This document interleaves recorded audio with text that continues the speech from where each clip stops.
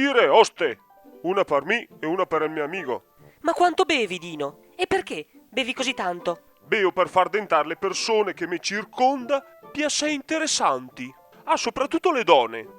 Non parlo solo dei cassonetti con due gambe. L'è sempre difficile andare d'accordo con le donne. A me le mi piace un mondo, ma le se le tira a massa. A questo non gliela do, a quell'altro neanche. E dopo capita sempre una de ste due robe qui.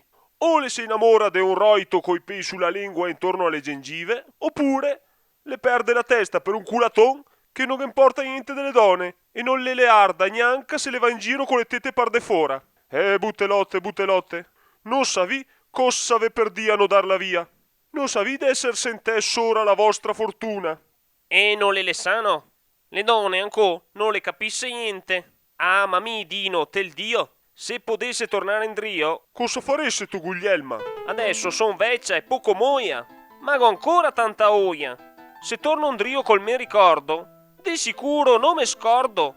Fora dalla porta la fila che era.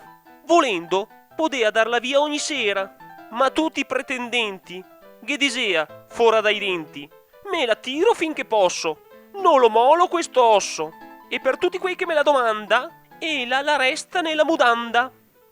Ma adesso, Dino, che nessuno le volpì, ho capito che la mona sosta mi. E quindi? Dino, se potesse tornare nel passato, me faria anche al megato. Se potesse tornare in Drio, daria via anche al dedrio. E se potesse tornare una bella mona, me ciavaria tutta la provincia de Verona. Oste, 3 birre per piacer.